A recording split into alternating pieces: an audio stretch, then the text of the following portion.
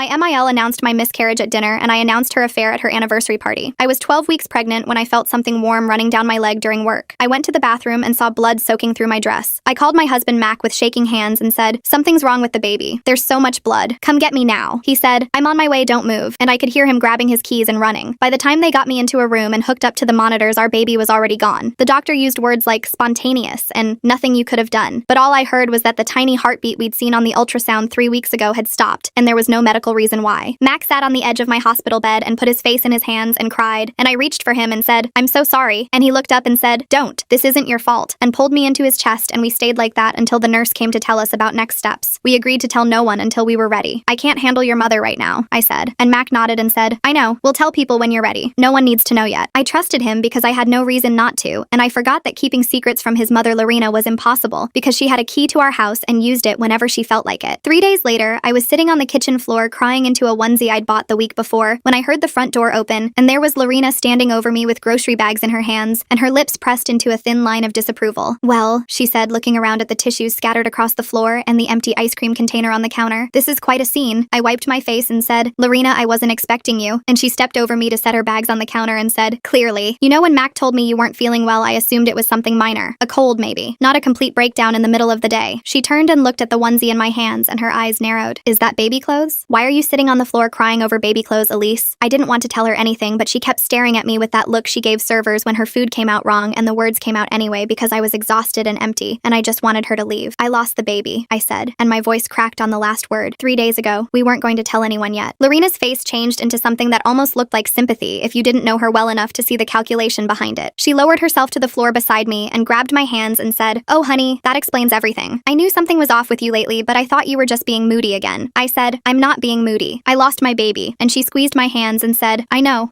and I'm sure you're blaming yourself even though the doctor probably told you these things just happen sometimes, especially with first pregnancies, especially when the mother is under a lot of stress." She looked at me with her head tilted. "You have been under a lot of stress, haven't you? Working all those hours, not taking care of yourself properly. I told Mac months ago that you needed to slow down, but you never listened to me." I pulled my hands away and said, "The doctor said it wasn't anything I did," and Lorena nodded slowly and said, "Of course he did. They always say that, but we both know you could have taken better care of yourself, eaten better, rested more. You're not exactly known for putting your family first, are you?" She patted my knee. "But what's done is done. No point dwelling on it now." I said, "Please don't tell anyone. I need time before the whole family knows." And she put her hand over her heart and said, "Sweetheart, I would never betray your trust like that. I swear on my marriage this stays between us until you're ready, though I do think the family deserves to know eventually. They've been asking about grandchildren for years, and it's not fair to keep them in the dark forever, just because you're embarrassed." That Friday she called and said she was organizing a small dinner because we needed to be surrounded by people who loved us. "Just immediate family," she said. "You really do need to get out of that house. Sitting around crying isn't going to bring the baby back." I said, "I don't think I'm ready for company," and she sighed heavily and said, "Elise, this isn't about what you want. Mac is struggling and he needs his family around him right now. Or is this going to be like every other time when your needs come before his?" So I put on a dress and let Mac drive me to his parents' house where 30 people were waiting in the dining room. I grabbed his arm and whispered, "You said immediate family," and he said, "I guess Mom invited more people. Just get through it." Lorena floated through the crowd in a cream dress, and when she saw me, she rushed over and grabbed my face and said loudly, "Oh, you poor thing. You look exhausted. Have you been sleeping at all? You have bags under your eyes." Everyone nearby turned to look at me. Halfway through dinner, Lorena stood up and tapped her wine glass, and the room went silent. "I need your prayers," she said with tears rolling down her cheeks. "My son just lost his first baby, and I'm trying to be strong for him, but my heart is absolutely shattered." 30 faces turned to me. Lorena sat back down and grabbed my hand and leaned close and whispered, "You should really smile. People are going to think you don't appreciate them being here for you." I decided right then that tomorrow morning I was sitting Mac down and forcing him to choose between me and his mother. Lorena thought I would keep quiet because that's what I always did, but she just made the biggest mistake of her life. She wanted to play the grieving grandmother in front of 30 people, so I was going to make her explain why she broke her promise in front of her son. For the first time in 5 years, I wasn't afraid of what would happen when I finally stopped being polite. I'll tell you exactly how that conversation went. The car ride home was silent for the first 10 minutes. I stared out the window and waited for Mac to say something, to apologize, to acknowledge that his mother had just done something unforgivable. Finally, he cleared his throat and said, "I know tonight wasn't what you expected," and I laughed out loud because that was the biggest understatement I'd ever heard. "Wasn't what I expected? Mac, your mother announced our miscarriage to 30 people after she promised she wouldn't tell anyone." He tightened his grip on the steering wheel and said, "She was trying to help. She thought you needed support." I turned to look at him and said, "She thought I needed support? Or she thought she needed an audience?" He didn't answer. We pulled into our driveway and he turned off the car and sat there staring at the garage door. "I need you to apologize to her," he said quietly. I was sure I'd misheard him. "Excuse me?" He turned to face me with that soft expression he wore when he was about to ask me to do something I didn't want to do. "You barely spoke to anyone all night. You didn't thank her for the dinner. You just sat there looking miserable, and now she's upset upset because she thinks you're mad at her. I opened my mouth and closed it because I could not find words for what I was hearing. I am mad at her, I finally said. She told everyone about the baby after she promised she wouldn't. I have a right to be mad, Mac. He sighed and rubbed his eyes. She made a mistake. She got emotional. But giving her the silent treatment all night was cruel, and you need to apologize by tomorrow morning. I got out of the car and walked inside without answering. He followed me into the bedroom and said, Elise, I'm serious. She called me crying on the way home. She thinks you hate her. I pulled on my pajamas and said, good, maybe she should think about why. He stared at me like I was speaking a foreign language. You're being unreasonable. All she did was ask for prayers. That's what family does. I climbed into bed and turned off my lamp and said, if you can't see what she did wrong, then I don't know how to explain it to you. He stood there in the dark for a long moment, then walked out, and I heard the guest room door close behind him. The next morning, I woke up to 17 text messages. Mac's aunt asking if I was okay because Lorena had called her worried about my mental state. His cousin asking if I needed anything because she heard I wasn't handling the loss well. His other cousin saying Lorena mentioned I'd been acting erratic, and did I want to talk to someone professional. I scrolled through message after message from people I barely knew expressing concern about my stability, because Lorena had spent the night calling everyone in the family to tell them something was wrong with me. I found Mac in the kitchen drinking coffee and showed him my phone. Look at this. Look what she's doing. He glanced at the screen and shrugged. She's just worried about you. We all are. I said, she's not worried about me. She's trying to make everyone think I'm crazy so that when I tell them what she did, they won't believe me. Mac set down his coffee and said, listen to yourself right now. You sound paranoid. My mother loves you. She's trying to help and you're acting like she's some kind of villain. I stared at him and realized he was never going to see it. He'd spent 30 years being trained to believe everything Lorena did was out of love, and nothing I said was going to undo that programming in one conversation. 3 days later, a coworker stopped me in the hallway and asked if everything was okay at home. I said, what do you mean? And she looked uncomfortable and said, your mother-in-law came to my church's prayer group last night. She asked everyone to pray for you because you're not taking care of yourself. She said you've been struggling since the pregnancy, and she's worried you might hurt yourself. I felt the floor tilt beneath me. Lorena had gone to my coworker's church. She had stood up in front of strangers and painted me as someone who might hurt herself. She was building a case, documenting a pattern, making sure that when I finally snapped and told everyone what she'd done, they would already believe I was unstable. I drove home and found Mac watching TV and said, your mother told my coworker's prayer group that she's worried I might hurt myself. He muted the TV and said, she mentioned she was going to talk to some people about getting you support. I think it's a good idea, actually. You haven't been yourself lately. I said, I haven't been myself because I lost a baby, and then your mother announced it to 30 people, and then she spent the next week telling everyone I'm crazy. He stood up and walked over to me and put his hands on my shoulders like he was trying to calm a scared animal. Babe, I think you should talk to someone. A therapist, maybe. Mom knows a really good one from church. She thinks you're not processing the loss in a healthy way, and honestly, I'm starting to agree with her. I pulled away from him. You want me to see a therapist your mother recommended so she can control that narrative too? He threw his hands up. See, this is exactly what I'm talking about. You're acting like everyone is out to get you. That's not normal, Elise. That's not healthy. That night, he moved into the guest room. He said he needed space to think because I was refusing to apologize and I was refusing to get help and he didn't know what else to do. I lay in our bed alone, staring at the ceiling and thinking about how Lorena had managed to isolate me completely in less than 2 weeks. My husband thought I was crazy. His family thought I was crazy. My coworkers thought I was crazy. She had taken my worst moment and used it to destroy every relationship I had, and she'd done it all while crying and asking for prayers. The next morning, I saw that Lorena had posted a photo from the dinner on Facebook. It was a picture of her hugging me at the table with her eyes closed and her face pressed against my hair. The caption said, please pray for my sweet daughter-in-law during this difficult time. She's struggling, but our family will get her through it. 200 likes, 40 comments about what an amazing mother-in-law she was. A dozen people tagging mental health resources for me to read. I screenshotted everything and sent it to my best friend Danielle with the message, am I crazy or is this insane? She called me immediately. What the actual hell is wrong with this woman? She's posting about your miscarriage on Facebook and making it sound like you're having a breakdown? I told her everything. The dinner, the texts, the prayer group, Mac moving to the guest room. Danielle was quiet for a long time and then said, you need to get out of there. This woman is trying to destroy you and your husband is helping her do it. I said, I can't just leave. Where would I go? She said, you can stay with me. But Elise, I'm serious. What she's doing is not normal. This is calculated. She's setting you up for something and you need to figure out what it is before she finishes building her case. I thanked her and hung up and sat in my kitchen wondering how my life had fallen apart so completely in 2 weeks. I'd lost my baby, I'd lost my husband, I'd lost my reputation, and Lorena was out there collecting sympathy and prayers while I sat alone in a house that didn't feel like mine anymore. I agreed to help set up Lorena's anniversary party, but I wasn't going there to fold napkins. She thought sending me into her house alone was safe because she'd already convinced everyone I was the crazy one. But women like Lorena always have secrets, and I was going to search every room until I found something that proved who she really was. She had no idea what she was handing me when she gave me those keys. What I found in her closet changed absolutely everything. 2 weeks after the dinner, Lorena called and said she needed help setting up for her 30th anniversary party. Kenneth's out of town until Thursday, and I can't possibly do everything myself, she said in that sweet voice that made me want to throw my phone across the room. You'll come help, won't you? It would mean so much to me. I said yes because Mac was standing right there, and because I knew refusing would give her more ammunition. She'd tell everyone I was too unstable to help with a simple party. She'd add it to her list of evidence that something was wrong with me. So Saturday morning, I drove to her house and spent 3 hours carrying boxes and ironing tablecloths while she supervised from the couch and pointed out everything I was doing wrong. "The napkins need to be folded into swans, not rectangles," she said without looking up from her phone. "And those centerpieces need to go on the west side of the room. The light is better there for photos." I nodded and adjusted and rearranged and fantasized about walking out the door and never coming back. Around noon, she sent me upstairs to grab extra chairs from her bedroom closet. "They're in the back," she called after me. "Behind the boxes. Make sure you don't mess up anything while you're looking." I climbed the stairs and went into the master bedroom and opened the closet door. It was massive, a walk-in the size of my living room with shelves and drawers and racks of clothes organized by color. I pushed past the dresses and moved some boxes and found the chairs folded up against the back wall. As I was pulling them out, I knocked over a shoebox on the top shelf and it fell open and receipts scattered everywhere. I knelt down to gather them and that's when I saw what they were for. Jewelry, expensive jewelry, a diamond bracelet from 2 years ago, pearl earrings from last Christmas, a necklace that cost more than my car. I'd never seen Lorena wear any of these things, not once. I was putting the receipts back when I heard her phone buzz from the nightstand in the bedroom. She must have left it upstairs when she went to answer the door earlier. I should have ignored it. I should have grabbed the chairs and gone back downstairs and pretended I never saw anything. But something made me walk over and look at the screen. The notification was from someone named Emmanuel with a heart emoji. The preview showed the first line of the text. "Last night was perfect. I can't stop thinking about you." My whole body went cold. Emmanuel. I knew that name. He was the deacon at Lorena's church. He'd been coming to family dinners for years. He always sat next to her, always refilled her wine glass before anyone else's, always laughed a little too hard at her jokes. I told myself there had to be an explanation. Maybe it was a different Emmanuel. Maybe the text was innocent and I was reading into it because I wanted to find something wrong with her. But my hands were already moving. I picked up her phone and typed in the passcode I'd watched her enter 100 times at family dinners. It opened immediately. I went to her messages and found Emmanuel's thread and started scrolling. "I miss you already. You're the only one who understands me. Kenneth doesn't touch me the way you do. I wish I'd married you instead." 7 years of messages. 7 years of "I love you" and "I need you" and "you're my soulmate" and explicit descriptions of things that made my stomach turn. I kept scrolling with shaking hands and found photos. Lorena in lingerie I'd never seen before. Emmanuel shirtless in what looked like a hotel room. The two of them together in bed with timestamps from dates I recognized. Their anniversary trip to Napa. The family reunion in Lake Tahoe. Christmas Eve 2 years ago when she said she was tired and went to bed early. I backed out of the messages and checked her photos and found a hidden album with hundreds more. Hotel rooms and restaurant receipts and screenshots of reservations at places she'd told Kenneth she was visiting with her girlfriends. Then I remembered the jewelry receipts. I went back to the closet and looked at the dates. Every piece was purchased within a week of one of their anniversary trips. Emmanuel had been buying her gifts that she couldn't wear around her husband. Gifts she kept hidden in her closet like trophies. I stood in that closet surrounded by evidence of 7 years of lies and felt something shift inside me. This woman had destroyed my reputation. She had turned my husband against me. She had announced my dead baby to 30 people and then told everyone I was crazy when I got upset about it. And the whole time she was preaching about faithfulness and family values while sleeping with the church deacon. I pulled out my phone and started screenshotting everything. The texts, the photos, the receipts. I worked quickly and methodically and saved every piece of evidence I could find to my own phone. Then I put her phone back exactly where I found it and grabbed the chairs and walked downstairs and said, "Found them. Where do you want me to set them up?" Lorena smiled at me from the couch and said, "By the windows. And thank you so much for helping. I know things have been hard between us lately, but I really do appreciate you." I smiled back and said, "Of course. That's what family is for." She had no idea that I had just found everything I needed to destroy her. I spent the rest of the afternoon setting up chairs and hanging decorations and watching Lorena bark orders at the caterers while I thought about what I was going to do with the information I'd found. Part of me wanted to tell Kenneth immediately. He deserved to know what his wife had been doing for 7 years, but another part of me knew that wasn't enough. Lorena had humiliated me publicly. She had stood up in front of 30 people and announced my miscarriage, and then spent 2 weeks making everyone think I was unstable. She didn't deserve a quiet conversation. She deserved to feel exactly what I had felt. Exposed, humiliated, destroyed in front of everyone she wanted to impress. The anniversary party was in 2 weeks. 200 guests were coming to celebrate 30 years of faithful marriage. There would be a projector for the slideshow and a microphone for the toasts. And every person Lorena had ever tried to impress would be in that room watching her accept congratulations for a marriage she'd been destroying since before I even met Mac. I drove home with my phone full of screenshots and a plan starting to form in my mind. I had 7 years of proof saved to my phone, and I was finally going to show Mac exactly who his perfect mother really was. Lorena had no idea I found her burner while she was downstairs bragging about her faithful marriage. Tonight, I was sitting my husband down and making him look at every text until he couldn't deny it anymore. There was no way he could defend her after seeing this. I'll tell you exactly how that conversation went. I waited until Mac came home from work and sat him down at the kitchen table and said, "I need to show you something, and I need you to actually look at it before you say anything." He sighed like I was about to waste his time, but he sat down and said, "Fine, what is it?" I slid my phone across the table with Emmanuel's messages open on the screen. "I found this on your mother's phone today. She's been having an affair with Deacon Emmanuel for 7 years." Mac picked up the phone and scrolled in silence for a long time. I watched his face, waiting to see the moment when he realized I'd been telling the truth about her all along. When he finally looked up, his expression wasn't shock or anger or betrayal. It was disgust, aimed at me. "You went through my mother's phone?" he said. I blinked. "Did you read what's on there? She's been cheating on your father for 7 years, Mac, with the church deacon. There are photos and receipts receipts, and he stood up and threw my phone on the table. I don't care what's on there. You broke into my mother's phone and invaded her privacy, and now you're trying to use whatever you found to turn me against her. I could feel the floor shifting beneath me. I didn't break into anything. She left her phone upstairs and I saw a text notification and I looked because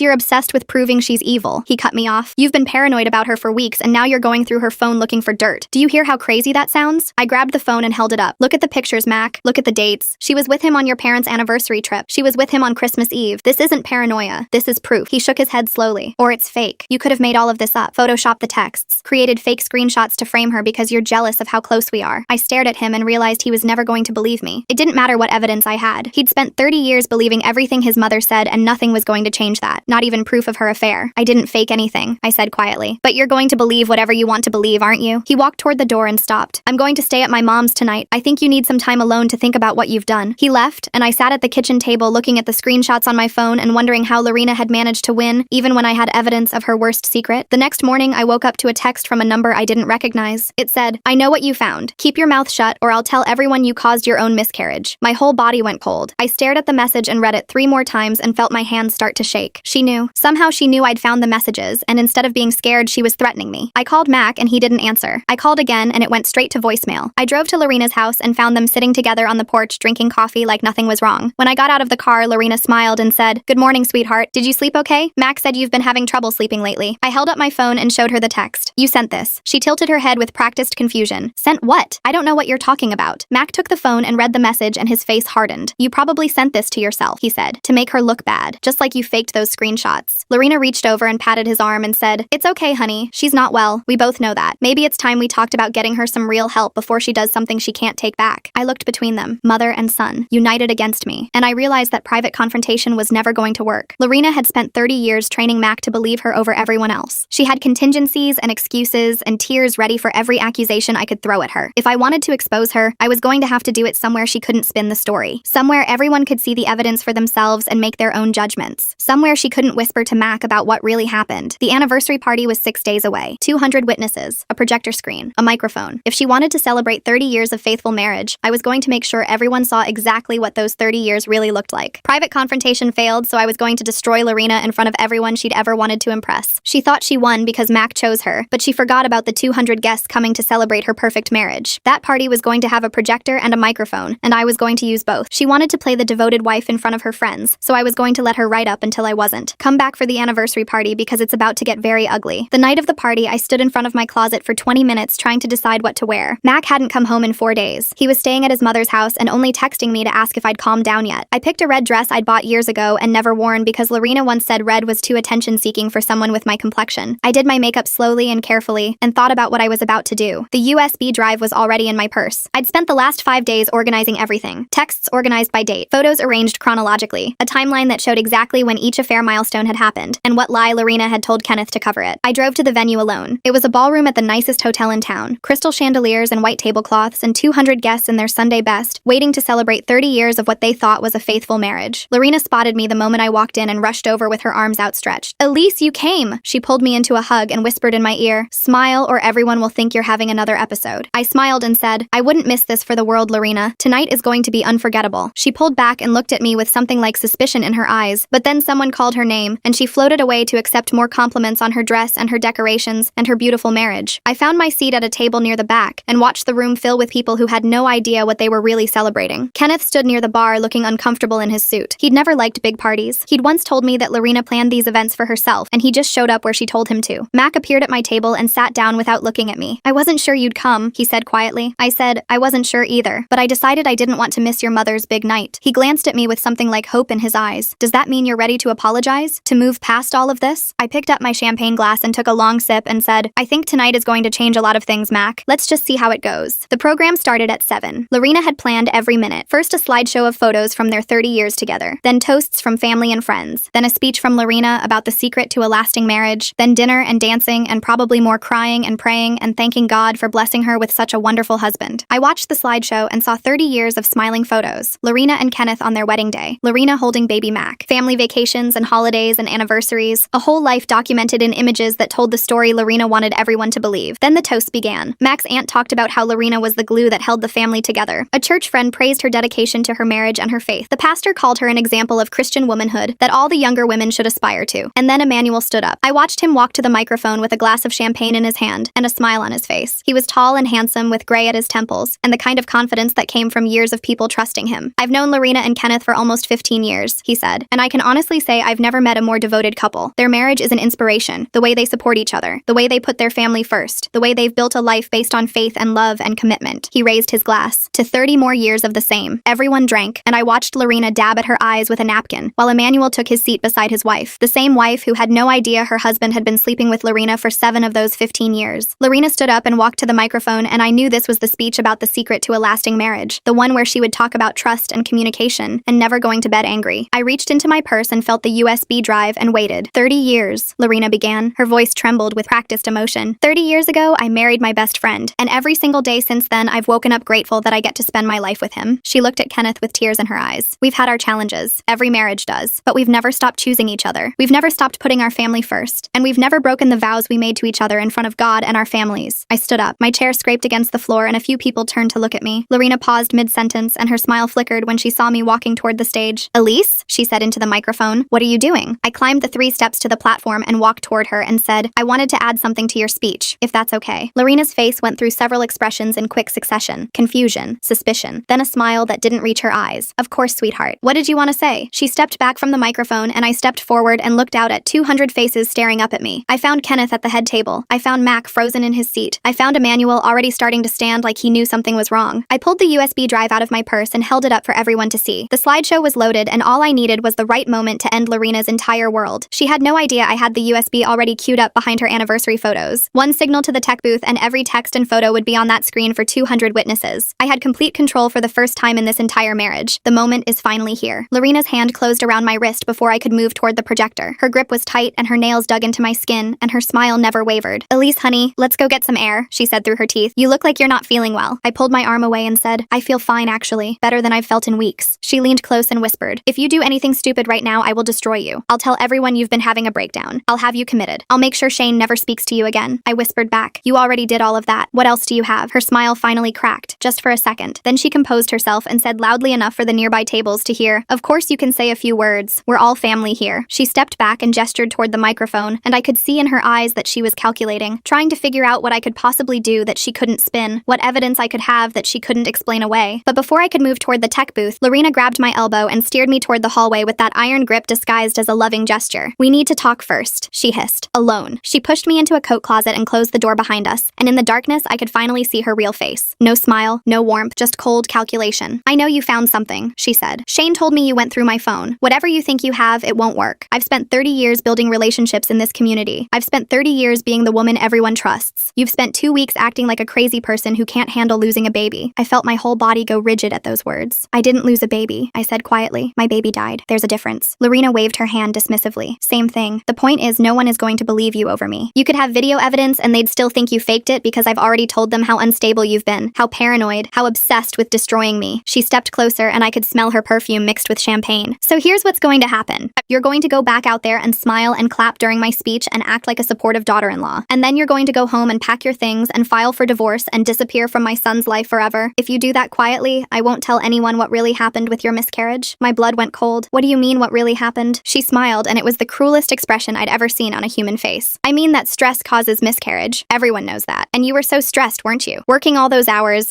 fighting with Shane about having children when he wasn't ready, pushing and pushing until your body gave out. She tilted her head. That's the story I'll tell if you make me. That you wanted a baby so badly you ignored the warning signs. That you kept working instead of resting. That you caused your own loss because you were too selfish to slow down. I stared at her in the darkness of that coat closet and realized I was looking at someone who had no limits. Someone who would say anything and destroy anyone to protect herself. Someone who had already decided I was disposable the moment I became inconvenient. You know what the worst part is? I said quietly. I actually thought you might love Shane. I thought everything you did was misguided maternal instinct. But you don't love anyone, do you? Not Kenneth, not Shane, not even Emmanuel. You just love being worshipped. Something flickered in her eyes. Surprise maybe, or recognition. You have no idea what you're talking about, she said, but her voice had lost some of its certainty. I found the jewelry, I said. The diamond bracelet, the pearls, the necklace, all those gifts from Emmanuel that you can't wear around your husband. You keep them hidden in your closet like trophies, like proof that someone wants you. Her face went pale in the dim light. That's what this has always been about, isn't it? Not love, not family, just making sure everyone sees you as perfect, as desirable, as the center of everything. Lorena's hand shot out and grabbed my throat. Not hard enough to choke me, but hard enough to make her point. You don't know anything about my life, she hissed. You don't know what it's like to give everything to a family that takes you for granted, to smile and perform and sacrifice for 30 years and still feel invisible. I pulled her hand away and said, "You're right. I don't know what that's like, because I would never do what you did to feel seen." I pushed past her and opened the closet door and walked back into the ballroom. She followed close behind me, still wearing that smile like armor. "Elise, wait," she called out sweetly. "You forgot your purse." I ignored her and walked straight to the tech booth. I handed the USB to the guy running the projector. "Add this to the slideshow," I said. "Play it when I give you the signal." He looked confused, but he plugged it in, and I walked back to the microphone. Lorena was standing near the stage watching me with narrowed eyes. She still didn't know what I had. She still thought she could spin whatever came next. She had no idea that everything she'd built was about to collapse. "I want to thank everyone for being here tonight," I said. My voice was steady, even though my heart was pounding. "Lorena has been talking about this party for months. 30 years of marriage, 30 years of faithfulness, 30 years of putting her family first." I paused and looked at Lorena. She was watching me with that smile still frozen on her face. "But before we continue celebrating, I think everyone deserves to know the truth about what those 30 years really looked like." I nodded at the tech booth. The screen behind me flickered and changed from the wedding photo slideshow to something else entirely. The first image was a text message. "Last night was perfect. I can't stop thinking about you." The second was a photo of Lorena and Emmanuel in a hotel room with a timestamp from 5 years ago. The third was a text that said, "I wish I'd married you instead of Kenneth." The room went completely silent. I watched 200 faces process what they were seeing. I watched Emmanuel's wife stand up with her hand over her mouth. I watched Kenneth's face drain of all color as he read the messages scrolling across the screen. I watched Lorena's smile finally disappear completely. "These messages spanned 7 years, I said into the microphone. 7 years of lies, 7 years of cheating, 7 years of Lorena preaching about faithful marriage while sleeping with the church deacon." Lorena lunged for the projector controls, but 2 of Shane's cousins blocked her path. Emmanuel was already heading for the door, but 3 groomsmen from a wedding party in the next room had heard the commotion and were standing in his way. I kept talking. "She announced my miscarriage to 30 people after promising to keep it secret. She told everyone I was mentally unstable. She turned my own husband against me. And she did all of it while texting her boyfriend about how she wished she'd married him instead." Kenneth stood up slowly. He walked toward the screen and read the messages one by one. His face was completely blank. When he got to the one dated on their 25th anniversary that said, "I wish I was with you tonight instead of him," he reached up and pulled off his wedding ring. He looked at Lorena for a long moment. Then he threw the ring at her face and walked out the front door without saying a word. Half the room followed him. 200 people just watched Lorena's marriage end in real time, and she was still standing there trying to figure out how to spin it. She grabbed the microphone, screaming that I was lying and crazy and jealous, but the photos kept scrolling behind her, and every word she said made it worse. I had taken everything from her in front of everyone she'd ever wanted to impress. I thought that was the end of it, but she still had one more card to play. Lorena screamed into the microphone that I was a liar, and that the photos were fake, and that I had photoshopped everything because I was jealous and mentally ill and trying to destroy her family. But the photos kept scrolling behind her, and no one was listening anymore. Emmanuel's wife picked up her champagne glass and threw it at Lorena's head, and it shattered against the wall behind her, and glass went everywhere. Emmanuel tried to run for the exit, but 3 of Shane's cousins grabbed him and pinned him against the wall and started asking him how long he'd been sleeping with their aunt. The pastor, who had just praised Lorena as an example of Christian womanhood, was standing frozen with his mouth open, staring at explicit messages between Lorena and Emmanuel scrolling across the screen. 2 of Lorena's church friends were crying and hugging each other and saying they couldn't believe it, and they'd trusted her, and they'd invited her into their homes. The caterers had stopped serving and were standing in the corner watching the chaos unfold like they couldn't believe what they were seeing. Emmanuel's wife pushed through the crowd toward her husband. 7 years? She screamed at him. 7 years you've been sleeping with her? We have children, Emmanuel. We have a life together. How could you do this? Emmanuel was still pinned against the wall by Shane's cousins. His face was red and sweating, and he kept saying, "It's not what it looks like. Those messages are old. We ended it years ago. Baby, please, you have to believe me. The timestamps are from last month," one of the cousins said loudly enough for everyone to hear. "There's one from Tuesday saying he can't wait to see her again." Emmanuel's wife made a sound like a wounded animal and turned away from him. Her daughters, who had been sitting at a table near the front, ran to her and wrapped their arms around her while she sobbed. Emmanuel tried to call out to them, but his voice was drowned out by the chaos. The pastor finally found his voice. "This is a house of God," he said weakly. "We should all calm down and handle this privately." "A house of God?" someone shouted from the back. "Your deacon has been sleeping with a married woman for 7 years, and you want us to calm down?" The pastor went quiet again. Lorena was still screaming into the microphone. "This is all lies. She made this up. She's been trying to destroy me since the day she met my son. Ask Shane. Ask him what she's really like." She pointed at Shane, who was still sitting at his table frozen. Tell them she's crazy. Tell them she's been having a breakdown." Shane stood up slowly, and every eye in the room turned to him. He looked at his mother. He looked at the screen where a photo of her and Emmanuel in bed together was currently displayed. He looked at me standing at the microphone with the USB drive still in my hand. "Is it true?" he asked his mother. His voice was quiet, but in the silent room, everyone could hear it. "Have you been cheating on Dad for 7 years?" Lorena's face crumpled into tears. "Shane, baby, you have to understand. Your father hasn't touched me in years. Emmanuel and I have a connection. It's not what it looks like. I still love your father. I just needed someone who appreciated me and—" "Is it true?" Shane repeated. "Yes or no?" Lorena sobbed. "Yes, but it's not my fault. You don't understand what my marriage has been like. Your father is cold and distant, and Emmanuel actually sees me, and Shane turned and walked out of the room without letting her finish. Lorena screamed his name and started running after him, but her heel caught on the edge of the stage and she stumbled. She grabbed for the anniversary cake display to steady herself, but it wasn't stable enough to hold her weight. The whole thing tipped forward and she went down face first into 3 tiers of white frosting and fondant. For a moment, no one moved. Lorena lay there in the wreckage of her own anniversary cake, sobbing and covered in frosting, while 200 guests watched in stunned silence. Then someone in the back started laughing. It spread through the room like wildfire until half the guests were laughing and the other half were filming on their phones. Lorena pushed herself up onto her knees.